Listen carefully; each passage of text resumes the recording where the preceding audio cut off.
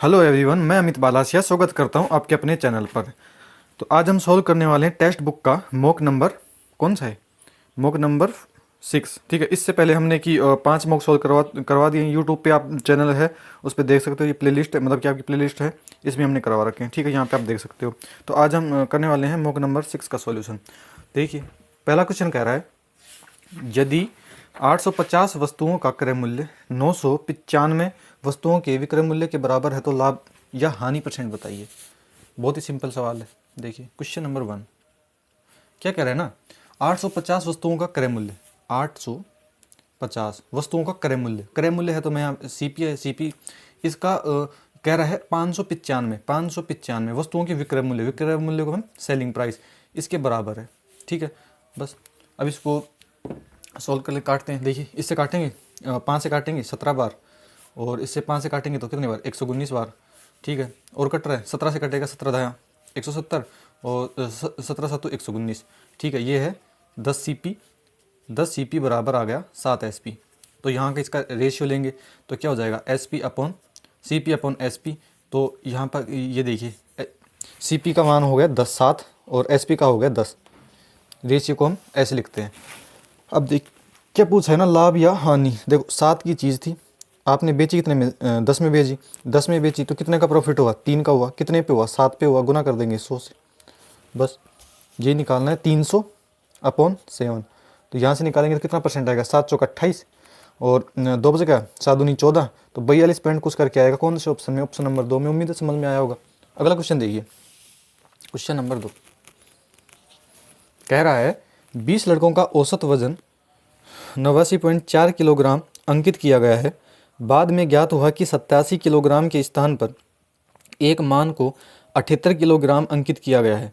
सही औसत वजन ज्ञात कीजिए। देखिए क्या है ना, 20 लड़के हैं, उनका एवरेज औसत वजन कितना है, 89.4 इतना है। ठीक है, अब कह रहे हैं ना 87 किलोग्राम के स्थान पर, मतलब कि सही है, सही मान है 87 किलोग्राम, सही वजन है। और इसको 87 ना लिखकर उन्होंने लिख दिया 78 किलो। ठीक है, ये है गलत। तो देखिए, तो गलत लिखा है ना 78, मतलब कितना कम, इसने कम लिखा है, तो कम लिखा है तो हमको बढ़ाना पड़ेगा। तो देखिए कितना कितना कम लिखा है, देखिए 2 और 5 7 और 2 9, 9 कम लिखा है, तो हमको 9 बढ़ाएंगे इस पे। ठीक है, तभी तो सही एवरेज आएगा। और कितने पे बढ़ाना है, 20 लड़कों पे, 20 लड़कों पे इसका फर्क पड़ेगा। तो देखिए बस इतना ही करना है आपको। अभी हम अगर इसको भाग देंगे 9/20 को तो कितना आ जाएगा, 2 चौक 8 और 2 पंच 10, यहाँ पे 0.45, तो 0.45 आ जाएगा। तो इतने की वृद्धि होगी एवरेज में। तो पहले एवरेज कितना था, 89.40 था। ठीक है, अब इसमें 0.45 की वृद्धि होगी तो इसमें 0.45 जोड़ देंगे तो 5 4 4 8 और 89.85 कौन से ऑप्शन में, ऑप्शन नंबर 4 में। अगर ये है डेविएशन मेथड से। ठीक है, अब कुछ लोग कुछ लोग करेंगे बेसिक से करेंगे, 20 को 89.4 से गुना करेंगे, फिर टोटल योग आ जाएगा। फिर उसमें क्या करेंगे ना, 87 को तो 87 के स्थान पर, हाँ 78, तो 78 को घटा देंगे और 87 को जोड़ देंगे, फिर उसको फिर से 20 से भाग देंगे, तो भी आपका यही आंसर आएगा। ठीक है, पर वो बहुत लेंथी है, आप डायरेक्ट करना, समझाने में टाइम लगा, बाकी करने में तो और भी जल्दी हो जाएगा ये। क्वेश्चन नंबर 3, अगला क्वेश्चन देखिए, सही लगाया ना पिछला वाला। हाँ, कह रहा है 108 मीटर लंबी राजधानी एक्सप्रेस ट्रेन 128 किलोमीटर प्रति घंटा की चाल से चल रही है। 148 मीटर लंबी एक ट्रेन है, उस ट्रेन स्टेशन पर खड़ी है, वो चल नहीं रही है। ठीक है, राजधानी एक्सप्रेस दूसरी ट्रेन को कितने समय में पार करेगी। क्या होता है ना, टाइम बराबर होता है डिस्टेंस अपॉन स्पीड। ठीक है, हमसे टाइम पूछा है हमसे, डिस्टेंस कितनी दे रखी है। देखो कोई एक ट्रेन है, एक ट्रेन खड़ी है प्लेटफॉर्म पे, मान लिया ये एक ट्रेन है जो प्लेटफॉर्म पे खड़ी है, और दूसरी ट्रेन आ रही है, दूसरी ट्रेन चल रही है ऐसे। ठीक है, समझ में रहा होगा। तो इसकी लंबाई है 108 और जो खड़ी हुई है इसकी दे रखी है 148 मीटर। अब देखिए पार कैसे करेगी, पहले समझिए आप। जब ये ट्रेन ये चलेगी तो इसको यहाँ तक पहुँचेगी, तो 148 मीटर दूरी तय करेगी यहाँ पे, है ना। फिर इसको पार करने में ये खुद की लंबाई को भी तो आगे, ये छोर यहाँ पे आएगा, ऐसे होएगा तभी तो पार होगी। तो इस दूरी को तय करेगी, खुद की दूरी को और दूसरी ट्रेन की। तो टोटल डिस्टेंस कितनी हो जाएगी, 108 प्लस 148 हो जाएगी। और स्पीड कितनी है, स्पीड है 128 किलोमीटर प्रति घंटा। तो इसको मीटर पर सेकंड में बदलेंगे तो 5/18 से गुना कर देंगे तो नीचे 5 हो जाएगा। ठीक है, बस अब काटना इसको, अभी जोड़ लेते हैं। देखिए पहले जोड़ लेते हैं, कितना हुआ ना, 8 8 16, 4 1 5, 1 1 2, 256 आ गए ऊपर, नीचे आया 128 इंटू 5 है और ऊपर है 18 है। ये क्या है, टाइम है, और ये आएगा सेकंड में ही आएगा। देखिए हमको पता 128 दूनी 256 होते, सीधा सीधा पता है ना। अब क्या हो गया, 18 दूनी 36, ऊपर 18 दूनी 36, 36/5, देखिए 36 हो गया। और अगर 5 को भाग देंगे ना तो इसको डबल करके एक अंक के पहले वो लगा देते हैं दशमलव, तो 36 दूनी क्या होगा, 72 होगा। और एक अंक के पहले दशमलव तो कितना हो जाएगा, 7.2 सेकंड। कौन से ऑप्शन में, ऑप्शन नंबर 4 में। उम्मीद है समझ में आ गए होंगे। अगला क्वेश्चन देखिए, इधर कर लेते हैं इसको। क्वेश्चन नंबर 4 कह रहा है ना, एक निश्चित कार्य को करने के लिए x और y की दक्षता का अनुपात 5:7 है। एक साथ कार्य करते हुए x और y उसी कार्य को 70 दिनों में पूर्ण कर सकते हैं। x अकेले कार्य शुरू करता है और 42 दिनों के बाद छोड़ देता है। y अकेले शेष कार्य को कितने दिनों में पूरा करेगा। x और y की एफिशिएंसी का रेशियो दे रखा है। क्वेश्चन नंबर 4 है, x और y इनकी एफिशिएंसी कार्य क्षमता का अनुपात दे रखा है 5:7 है। कह रहा है ना, x और y उसी कार्य को 70 दिनों में पूर्ण करते हैं। x और y मिलकर, x और y जब मिल जाएंगे इनकी एफिशिएंसी कितनी हो जाएगी, 7 5 12, 12 एफिशिएंसी हो गई। 12 की एफिशिएंसी से उन्होंने 70 दिन तक काम किया, तो ये हो गया टोटल वर्क। ये हो गया टोटल वर्क आ गया हमारे पास। तो 12 7 84, मतलब 840 काम हो गए टोटल। अब क्या कह रहा है ना, x अकेले कार्य शुरू करता है, x ने क्या किया, अकेले कार्य शुरू किया और 42 दिन तक किया। x की एफिशिएंसी कितनी है, 5 है। अगर ये 5 काम 42 दिन तक करेगा तो कितना काम कर देगा, ये काम कर देगा 5 दूनी 10 और 5 चौक 20, देखिए 21, 210 काम कर देगा। अब टोटल काम ये है, अगर टोटल काम में 210 काम हो चुका है तो हम इसको घटा देंगे तो रिमाइंडर जो बचा हुआ है ना वो आ जाएगा। ये कितना आ जाएगा, 630 आ जाएगा। अब कह रहा है बचे हुए काम को y अकेला कितने दिनों में पूरा करेगा। बच गया काम कितना, 630 बच गया। अब y की एफिशिएंसी कितनी है, 7 है, तो 7 की एफिशिएंसी ये काम करेगा, तो इसे काटेंगे तो 7 नाम 63, 90 दिन में कर देगा। बहुत ईजी क्वेश्चन था। क्वेश्चन नंबर ये मतलब कि ऑप्शन नंबर 4 में है। अगला क्वेश्चन देखिए, कह रहा है दो संख्याएं एक तीसरी संख्या से क्रम से 20% और 25% अधिक है, तो पहली संख्या दूसरी संख्या का कितना परसेंट है। देखिए क्वेश्चन नंबर 5। देखो अगर सॉल्यूशन अगर जब समझ में आ रहा हो ना, जिस भी टीचर से आपने पढ़ा है, रिवीजन किया है, तो समझ में आएगा। और उन्हीं जो टीचर वो जैसे समझाते हैं वैसे ही समझा रहा हूँ ना मैं, तो यार लाइक कर देना, सब्सक्राइब कर देना ना, और शेयर ज़रूर कर देना। कमेंट जब आप कमेंट करते हो ना, मैं एक एक कमेंट पढ़ता हूँ, एक एक का रिप्लाई करता हूँ, ठीक है। तो क्वेश्चन नंबर 5 कह रहा है 3 संख्याएं, देखिए मैंने मानी A, एक संख्या B है, एक C है। कह रहा है दो संख्याएं एक तीसरी संख्या से इतनी इतनी अधिक है। मैंने मान ली तीसरी संख्या C है, तो मैंने मान ली तीसरी संख्या को 100 मान लिया। अब क्या कह रहा है ना, तीसरी संख्या से क्रम से दो संख्या क्रम से 20% अधिक है, मतलब कि ये है ना, ये पहली, ये है 20% अधिक, 20% अधिक क्रम से है ना, तो पहली फिर होगी दूसरी, और ये है 25% अधिक, ठीक है। अब देखिए तो C 100 है और इसका 20% बढ़ाएंगे तो कितना हो जाएगा, 120 हो जाएगा 100 पर। इसका कितना हो जाएगा, 25% बढ़ाएंगे तो 125 हो जाएगा। ये हमारे पास ABC का मान आ गया है। अब क्या कह रहा है ना, कह रहा है पहली संख्या दूसरी संख्या का कितना परसेंट है। पहली संख्या कितनी है, 120 है, तो दूसरी संख्या कितनी है, 125 है। इसका कितना परसेंट है, परसेंट निकालने के लिए 100 से गुना कर देंगे। देखिए 25 चौक 100, 25 5 125, ये 5 से काटेंगे तो कितना हो जाएगा, 5 दूनी 10 और 5 चौक 20, तो 4 चौक 16, 4 दूनी 8, मतलब 96%। कौन से ऑप्शन में, ऑप्शन नंबर 4 में। उम्मीद है समझ में आ गया होगा। क्वेश्चन नंबर 5 हो चुके, छठा। कह रहा है किसी मूलधन पर 8% की दर से 8 महीने और 6% की दर से 14 महीनों के साधारण ब्याज के बीच का अंतर 200 रुपये है, मूलधन ज्ञात कीजिए। देखिए 8% की दर से 8 महीने का ब्याज कितना बनेगा। पहले तो महीने को हम साल में बदलेंगे तो 12 से भाग कर देंगे, तो ये कितना आ जाएगा, देख काटेंगे इसको, 4 दूनी 8, 4 तिया 12, तो कितना आ गया, 8 दूनी 16/3%, ये आ गया। अगली स्टेटमेंट है 6% की दर से 14 महीने का, तो इसका निकाल लिए 6% की दर से 14 महीने का, 14 महीने का महीना है तो इसको उसमें बदलेंगे, 12 से भाग करेंगे तो साल में बदल जाएगा। अब काटेंगे तो 6 दूनी 12, 2 से काटेंगे तो 7 पर में, तो ये आ जाएगा 7%, ठीक है, ये आ गया 7%। अब क्या दे रखा है कि इन दोनों का अंतर 200 है, इन दोनों का अंतर 200 है, तो हम इनका अंतर निकालेंगे। कैसे निकालेंगे, 7 माइनस 16/3%, ठीक है ना, परसेंट इनका अंतर है। इनका अंतर कितना दे रखा है, 200 दे रखा है, तो 7 या 21, 21 में से इसको घटाएं, 21 में से 16 जाएगा तो कितना हो जाएगा 5, 5/3 आ जाएगा। 5/3% का मान है 200, तो 1% का मान निकालेंगे तो ये उधर जाके उल्टा हो जाएगा। 1% का निकालेंगे तो 200/5 और ये 3 है जो ऊपर चला जाएगा। 1% का मान आ गया, तो हमको मूलधन निकालना है। मूलधन अपने आप में क्या होता है 100% होता है, तो 100 का मान निकालना है, 100 से गुना कर देंगे, बस ये निकालना है। 5 दूनी 10, 20 आ गया। तो देखिए 3 दूनी 6, 6 दूनी 12, 12,000 कौन से ऑप्शन में, ऑप्शन नंबर 1 में। उम्मीद है समझ में आ गया होगा आपका। अब देखिए अगला क्वेश्चन देखते हैं, पेज चेंज कर लेते हैं। कह रहा है ना 18 क्रमागत पूर्णांकों का समुच्चय का औसत 22.5 है। समुच्चय में सबसे बड़ा पूर्णांक क्या है? ये भी एवरेज का क्वेश्चन है।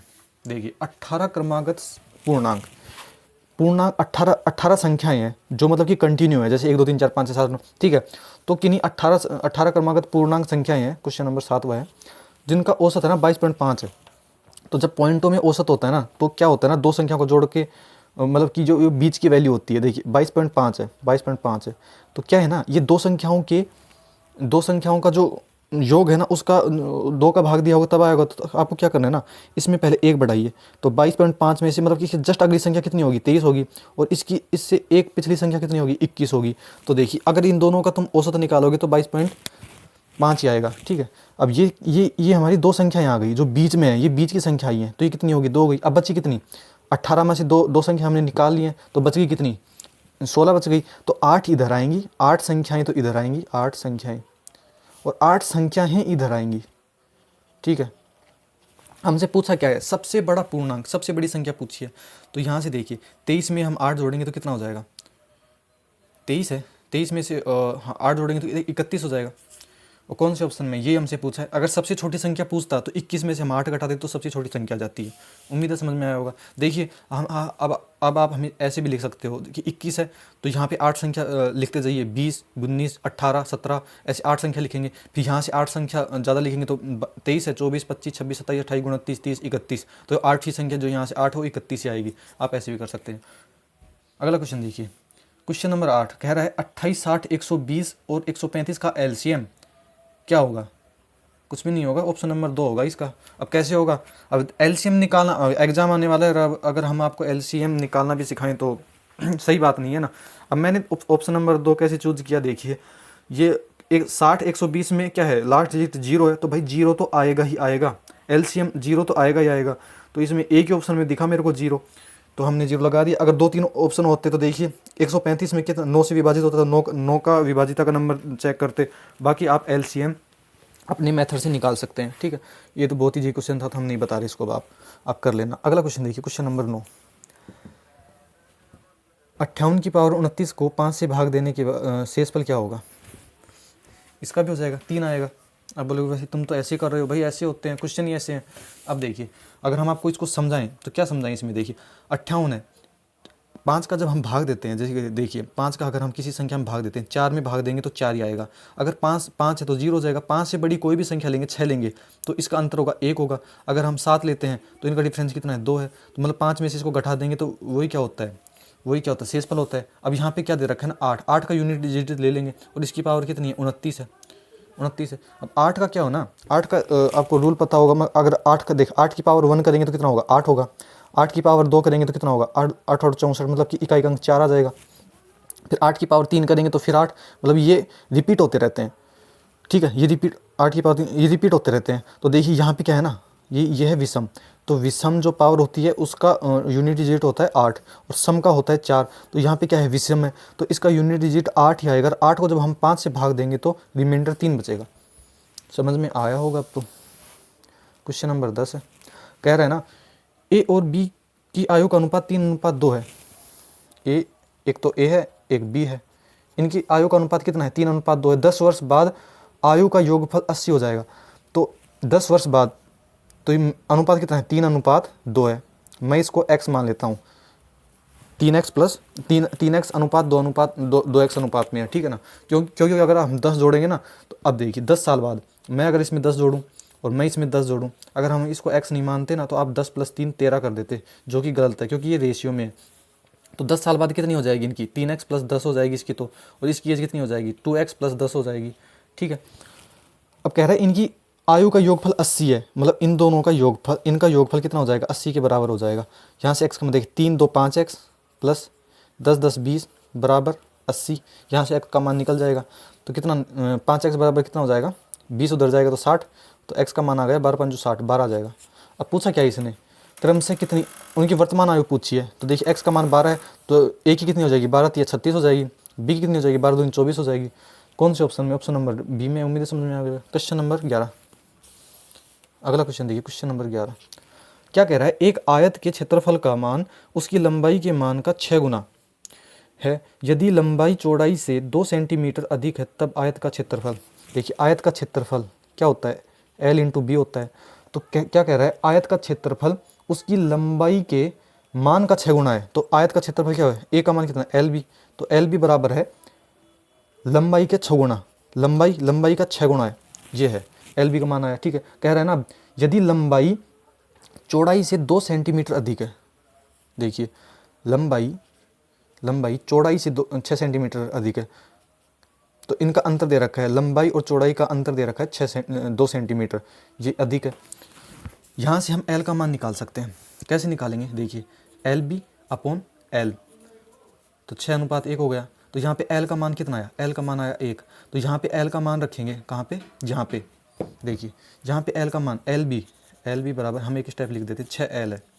ठीक है, तो L का मान कितना है, 1 है, तो L का मान यहाँ पे रखेंगे तो 1 गुना B बराबर 6 गुना 1, L का मान 1 होगा, तो B का मान क्या हो गया, मतलब चौड़ाई, ये है चौड़ाई, लंबाई इंटू चौड़ाई है। तो देखिए अब क्या है ना, लंबाई है 1, चौड़ाई है 6, ये तो निकल गया, समझ में आया होगा इतना। तो अब क्या कह रहे हैं ना, यहाँ पे इसमें रखिए, तो यहाँ से निकालेंगे, देखिए ये है रेशियो में है ये, ठीक है ना। यहाँ अब यहाँ से देखिए L माइनस B का मान कितना है, 6 है, तो यहाँ पे 6 हो जाएगा बराबर 2 हो जाएगा, तो यहाँ पे L कितना हो जाएगा, प्लस हो जाएगा, तो 6 2 8 हो जाएगा।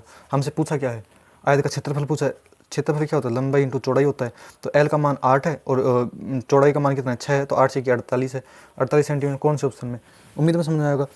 देखिए कुछ भी नहीं करना ना, ये हमको दे रखा है, मैंने इसको ऐसे लिख दिया LB अपॉन L, ये L यहाँ पे आ गया तो 6:1 हो गया। ठीक है, अब बस जो दे रखा है ना, जो दे रखा है हमने उसी का मान निकाला। यहाँ से LB है, L का मान 1 था, तो यहाँ से B का मान आ गया, और कह रहा है ना जो लंबाई है ना वो चौड़ाई से 2 अधिक है, तो अगर चौड़ाई 6 है तो लंबाई इससे 2 अधिक 8 हो जाएगी, और इनका गुणा कर देंगे तो क्षेत्रफल आ जाएगा। कॉन्सेप्ट क्लियर होंगे आपके ना, एग्जाम वैसे आ रहा है। अब देख अगला क्वेश्चन है, अगला क्वेश्चन देखिए, क्वेश्चन नंबर 12 कह रहा है, एक व्यापारी 2 मशीनों को 12,000 रुपये प्रति इकाई की दर से बेचता है। एक पर उसे 32% का लाभ होता है और दूसरे पर 32% की हानि होती है। पूरे लेन देन में उसका लाभ या हानि प्रतिशत क्या होगा। अब ना जल्दी, मैंने एक दिन ना ये सेम सा क्वेश्चन था जो मैंने करवाया था, और उसका आंसर था 1% हानि। कब, जब सेम प्रॉफिट हो परसेंटेज में और सेम परसेंटेज में लॉस हो तो उसका डायरेक्ट होता है 1% हानि होती है। पर इसमें वो वाला ये क्वेश्चन है नहीं, क्योंकि इसने देखिए इसमें बोला है 12,000 रुपये प्रति इकाई की दर से, उनका सेलिंग प्राइस सेम है, उनका सेलिंग प्राइस सेम है, तो आप इसको 1% हानि करके आगे मत बढ़ जाना, क्वेश्चन गलत हो जाएगा। हम आपको समझाते हैं कैसे करना है। देखिए 32% की फ्रैक्शन वैल्यू निकालेंगे तो 4 × 32, 4 से 25, तो 8/25 आ गई, 8/25 है।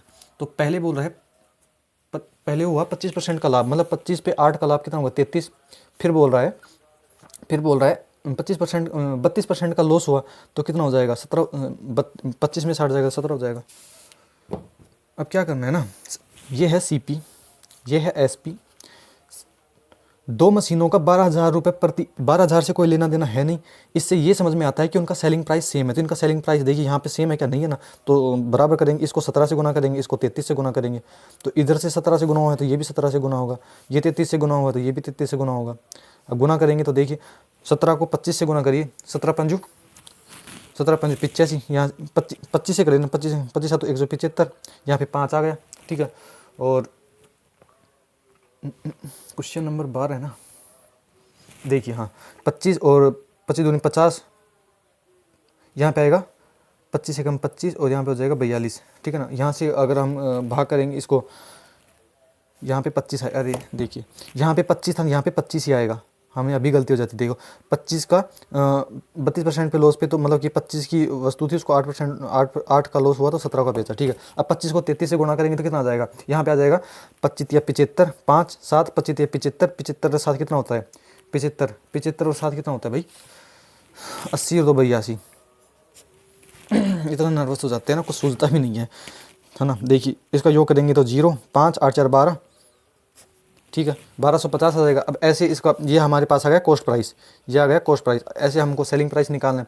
17 या 51 5, यहाँ से देखिए 17 या 51 5, दिख नहीं रहा, अब दिख रहा है 17 51 5, 17 51 51 और 5 कितना होता है 51 5 56 होता है। ये 561 आया तो ये भी सेम संख्या थी, यहाँ भी 561 आएगा, तो इन दोनों को जोड़ेंगे तो कितना हो जाएगा 2 और 6 6 12 2 और 5 5 10 11 1122, ये हो जाएगा 1122। अब देखिए सीपी है हमारे पास 1250 रुपये और सेलिंग प्राइस है 1122 रुपये। ये है सीपी, ये है एसपी। आप नहीं बता सकते क्या हो रहा है क्या नहीं हो रहा है, यहाँ पे दिख रहा है सीधा सीधा लॉस हो रहा है, तो कितने का लॉस हो रहा है, इसका डिफरेंस कितना आ रहा है, इसका डिफरेंस है 128, कितने पे 1250 पे गुना कर देंगे, परसेंटेज में 100 से गुना कर देंगे। अब क्या करना है, बस इसको भाग करना है। तो 25 देखिए 0 से 0 कटाइए, 5 से 2 बार, 5 से 25 बार, तो ऊपर क्या बच गया, ऊपर बच गया 128 दूनी क्या होता है 256 होता है, 256 होता है। और 25 का इसमें भाग देना है, 25 से कम 25, तो 0 6 भाग नहीं जा रहा, ऊपर लगेगी इस पर 0.0, 25 या 25 दूनी 50, 10.2 कौन से ऑप्शन में, क्वेश्चन ऑप्शन नंबर 4 में। उम्मीद है समझ में आया होगा। अगला क्वेश्चन देखिए, क्वेश्चन नंबर 13। 20%, 10% और 30% की क्रमिक छूट के लिए कुल छूट परसेंट ज्ञात करनी है। देखिए 20% हम आपको समझाते हैं, 20%, 10% और 30%, इनकी फ्रैक्शन वैल्यू कितनी होती है, इसकी होती है 1/5, इसकी होती है 1/10, इसकी होती है 3/10। इसके 100 निकालेंगे ना, ठीक है ना। अब देखिए ये होता है मार्क प्राइस और इधर होता है सेलिंग प्राइस। अब देखिए 5 मार्क प्राइस था, उस पर 1 की छूट दे दी, तुम बेचोगे कितने में 4 में बेचोगे। 10 मार्क प्राइस था, उस पर तुमने 1 की छूट दे दी, तो कितनों में बेचोगे 9 में बेच दोगे। यहाँ पे क्या है, यहाँ पे 10 मार्क प्राइस था और तुम 3 की छूट दे दोगे तो कितनों में बेच दोगे 7 में बेच दोगे। अब इधर से अगर कुछ काटता है तो हम काट सकते हैं। देखिए इसको 2 से काटेंगे 2 बार, 2 से काटेंगे 5 बार, इसको फिर से 2 से काटेंगे तो 5 बार, तो देखिए 5 × 5 × 5 कितना होता है 125 आ गया। यहाँ पे 7 नाम 63 हो गया। बस अब पूछ ये रहा है कि तुम 125 की चीज़ को 63 पे बेचे तो तुमको कितनी परसेंट छूट दे दी, तो इसका अंतर कितना है 62 है, कितने पर 125 पर। परसेंटेज निकालने के लिए 100 से गुना कर देंगे, बस आपको यही करना था। तो इसको काटेंगे 25 5 से एक बार, 25 5 125, 25 चौक 100, तो कितना आ गया, थोड़ा ऊपर कर देते। देखिए ऊपर कितना आ गया 4 दूनी 8 और 6 चौका 24, 248 आ गया। और यहाँ पे नीचे है 5 है, तो इसको बस भाग देते हैं, 5 चौक 20, 5 चौक 20 और यहाँ पे 4 बच गया, 5 नाम 45, 49 पॉइंट कुछ है ऑप्शन में 6, कौन से ऑप्शन में, ऑप्शन नंबर देखिए ऑप्शन नंबर 2 में। उम्मीद है समझ में आया होगा। अगला क्वेश्चन देखिए, क्वेश्चन नंबर 14, मेंसुरेशन का क्वेश्चन। मेंसुरेशन क्वेश्चन है। देखिए हमने 1000 बार बोला है मेंसुरेशन का फॉर्मूला याद है तो आप कर लोगे। अगर आप बोलो कि मैं आपको मेंसुरेशन के सारे फॉर्मूले रिवीजन करवा दूं तो उसकी भी एक क्लास ले आऊँगा, है ना। आप बोलो तो वो करवा देंगे हम, उससे बाहर उस फॉर्मूले से बाहर एक भी क्वेश्चन नहीं आएगा मेंसुरेशन का, ये हम आपको गारंटी देते हैं, ठीक है ना। कॉन्सेप्ट पता होना चाहिए, बाकी उस फॉर्मूले से बाहर कुछ आएगा भी नहीं। आप बता देना, हम करवा देंगे। कह रहा है एक वृत्त की परिधि, देखो वृत्त की परिधि पता होनी चाहिए पे क्या होती है। वृत्त की परिधि होती है 2πr और वृत्त की त्रिज्या होती है r। देखो वृत्त की त्रिज्या होती है r। ये कह रहा है ना इन दोनों के बीच का अंतर मतलब 2πr और -r, इन दोनों का अंतर होगा कितना है 37 सेंटीमीटर है। और पूछ रहा है वृत्त का क्षेत्रफल बताइए। क्या पूछ रहा है, वृत्त का क्षेत्रफल बताइए। तो देखिए मैं यहाँ इसमें से r कॉमन ले सकता हूँ, तो यहाँ अंदर क्या बच जाएगा 2 गुना 22/7, r बाहर चला गया यहाँ पे और ये जाएगा तो यहाँ पे 1 बचेगा, तो बराबर में 37, ठीक है। बस इसको देख 22 दूनी 44, ये 44 हो गया और ये 7 हो जाएगा, तो बस इसको सोल्व करना है। 44 में से 7 जाएगा तो कितना बचेगा 37 बचेगा, 37/7 आ जाएगा, यहाँ पे r गुना बराबर 37, ठीक है। यहाँ से काटेंगे 37 से 37 तो r बराबर कितना आ जाएगा 7 आ जाएगा। अब क्या कह रहा है देखिए अब कह रहा है वृत्त का क्षेत्रफल बताइए।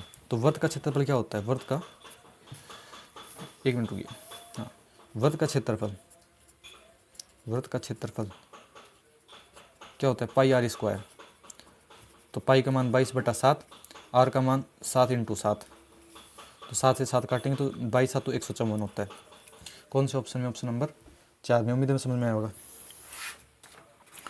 अगला क्वेश्चन देखिए, कह रहा है पंजाबी ढाबे और उस्ता ढाबे एक दूसरे से 240 किलोमीटर दूर है, ठीक है। देखिए 240 किलोमीटर दूर दिल्ली हाईवे पर 2 फूड स्टॉप है। सॉरी आवाज़ आई उसके लिए, है ना, फिर से पढ़ देते हैं। देखिए पंजाबी ढाबा और उस्ता ढाबा एक दूसरे से 240 किलोमीटर दूर दिल्ली हाईवे पर 2 फूड स्पॉट हैं। 2 कारें ए और बी दोनों ढाबे से एक ही समय पर चलना शुरू करती हैं। यदि वे दोनों दिशाओं में चलते हैं तो वे 2 घंटे में मिलती हैं, लेकिन यदि वे एक दिशा में चलते हैं तो 20 घंटे में मिल जाते हैं। तो उनकी गति पूछी है। बहुत ही अच्छा क्वेश्चन है। देखिए 2 ढाबे हैं और उनकी डिस्टेंस है 240। यहाँ मैंने मान ली ये उनकी डिस्टेंस है 240 किलोमीटर हो गई। यहाँ पे माना मैंने पंजाबी ढाबा, पीबडी पंजाबी ढाबा, यहाँ पे मान लिया मैंने उस्ता ढाबा, यह है उस्ता ढाबा, इन दोनों की भी 240। अब कह रहा है ना, कह रहा है ए और बी, ये ए है यहाँ पे, बी ये यहाँ पे, कह रहा है कि ए और बी दोनों ढाबा से एक ही दिशा में चलना शुरू करते हैं। अगर देखिए क्या कह रहा है, एक दिशा में चलना शुरू करते हैं तो वे, यदि वे विपरीत दिशाओं में चलते हैं। अब देखिए दो कंडीशन दे रखी है। एक बार तो ऐसे चलेंगे तो मिलेंगे, और एक बार चलेंगे ऐसे, ये इधर जा रहा है तो ये भी यहाँ से ऐसे ही जाएगा, ठीक है, ये एक दिशा में चल रहे हैं। तो आपको रिलेटिव स्पीड पता है, जब वो आमने सामने चलें या विपरीत दिशा में चले तो उनकी स्पीड हमेशा जुड़ती है। रिलेटिव स्पीड x प्लस, मैंने मान ली इसकी x है स्पीड है, इसकी मैंने मान ली y स्पीड है, तो इनकी रिलेटिव x प्लस y हो जाएगी। और कितनी दूरी तय करनी है, 240 किलोमीटर दूरी तय करनी है। और टाइम कितना दे रखा है, जब वो देखिए जब वो विपरीत दिशाओं में चलते हैं, विपरीत दिशाओं में चलेंगे, ये विपरीत दिशा है तो 2 घंटे में मिल जाते हैं। तो ये distance upon speed, distance upon time, तो ये 2 हो गया। तो यहाँ पे इसको काटेंगे तो कितना हो जाएगा, 120 आ जाएगा। अब कह रहा है जब वो विपरीत दिशाओं में चलते हैं तो उस दिशा मतलब कि कितनी देर बाद मिलेंगे। देखिए 240 है तो है 2 घंटे, 20 घंटे मिलते हैं, ठीक है। तो यहाँ से काटेंगे तो कितना आ जाएगा, 12 आ जाएगा बस। अब इसी को यहाँ से x और y का हम मान आराम से निकाल लेंगे।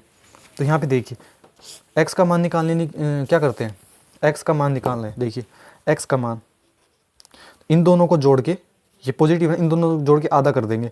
तो इनको दोनों को जोड़ेंगे तो कितना हो जाएगा, 2 और 2 1 3 और ये 1, और इसको आधा करेंगे तो कितना हो जाएगा, 2 6 12, 2 6 12 और 2 6 12, 66 आ जाएगा।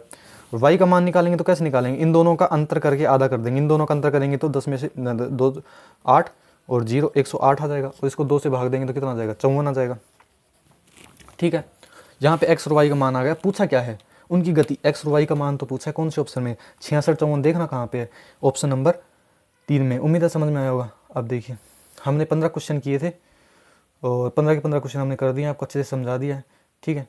15 के 15 क्वेश्चन हमने समझा दिए। अब हम अगर इसको सबमिट कर देते हैं, देखिए आपके सामने सबमिट करते हैं, जिससे कंफर्म हो जाए कि हमारे सारे क्वेश्चन ठीक है या गलत हुए हैं कोई से। देखिए देखा, सिर्फ मैथ किया था और 15 क्वेश्चन थे, 15 के 15 सही थे।